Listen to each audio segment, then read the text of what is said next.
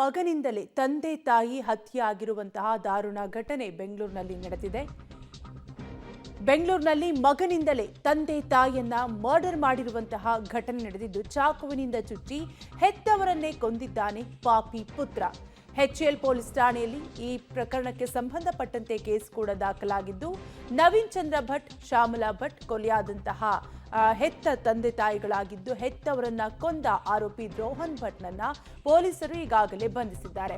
ಹಣಕಾಸಿನ ವಿಚಾರವಾಗಿ ಕೊಲೆ ಮಾಡಿರುವ ಬಗ್ಗೆ ಮಾಹಿತಿ ಸಿಗ್ತಾ ಇದ್ದು, ವೃತ್ತಿಯಲ್ಲಿ ಈತ ಟೆಕ್ಕಿಯಾಗಿರ್ತಾನೆ. ಆರೋಪಿ ರೋಹನ್ ಭಟ್ ವೃತ್ತಿಯಲ್ಲಿ ಟೆಕ್ಕಿಯಾಗಿದ್ದು, ಬೆಂಗಳೂರಿನಲ್ಲಿ ಮಗನಿಂದಲೇ ತಂದೆ ತಾಯಿಯ ಹತ್ಯೆಯಾಗಿರುವಂತಹ ದಾರುಣ ಘಟನೆ ನಡೆದಿದ್ದು, ಬರ್ಬರವಾಗಿ ಹತ್ಯೆ ನಡೆದಿದ್ದು, ವಿಜ್ಞಾನ ನಗರದ ಆದರ್ಶ ವಿಸ್ತಾ ಅಪಾರ್ಟ್ಮೆಂಟ್ನಲ್ಲಿ ಈ ಘಟನೆ ನಡೆದಿದೆ. ನವೀನ್ ಚಂದ್ರ ಭಟ್, ಡಾಕ್ಟರ್ ಶ್ಯಾಮಲಾ ಭಟ್ ಕೊಲೆಯಾದವರು ಅಂತ ಮಾಹಿತಿ ಸಿಕ್ಕಿದ್ದು, ಕೌಟುಂಬಿಕ ವಿಚಾರಕ್ಕೆ ಪುತ್ರ ರೋಹನ್ ಭಟ್ ಕೃತ್ಯವೆಸಗಿರುವ ಆರೋಪ ಕೂಡ ಕೇಳಿ ಬರ್ತಾ ಇದ್ದು, ಒಟ್ಟಾರೆಯಾಗಿ ಈಗಾಗಲೇ ಈತನನ್ನ ಪೊಲೀಸರು ಬಂಧಿಸಿದ್ದಾರೆ. ಡೀಟೇಲ್ಸ್ ಕೊಡ್ತಾರೆ ನಮ್ಮ ಪ್ರತಿನಿಧಿ ನಾಗೇಶ್. ನಾಗೇಶ್, ನಿಜಕ್ಕೂ ಕೂಡ ಹೆತ್ತ ತಂದೆ ತಾಯಿಯನ್ನೇ ಬರ್ಬರವಾಗಿ ಹತ್ಯೆ ಮಾಡಿದ್ದಾನೆ. ಏನ್ ಕಾರಣ? ಪ್ರಾಥಮಿಕ ತನಿಖೆಯಲ್ಲಿ ಏನೆಲ್ಲ ಗೊತ್ತಾಗ್ತಾ ಇದೆ?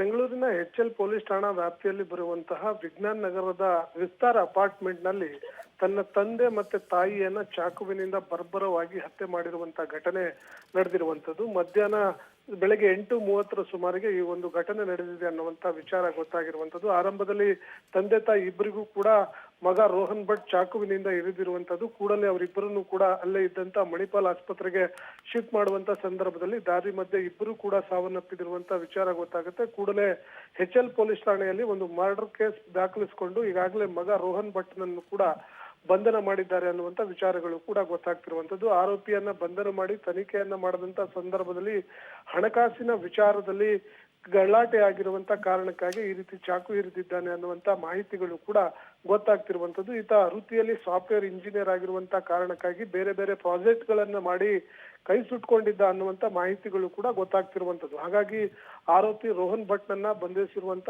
ಎಚ್ಎಲ್ ಪೊಲೀಸರು ಹೆಚ್ಚಿನ ತನಿಖೆಗೆ ಒಳಪಡಿಸಿದ್ದಾರೆ ಅನ್ನುವಂತ ಮಾಹಿತಿಗಳು ಕೂಡ ಗೊತ್ತಾಗ್ತಿರುವಂತದ್ದು. Thank you Nagesh, ಡೀಟೇಲ್ಸ್ಗಾಗಿ.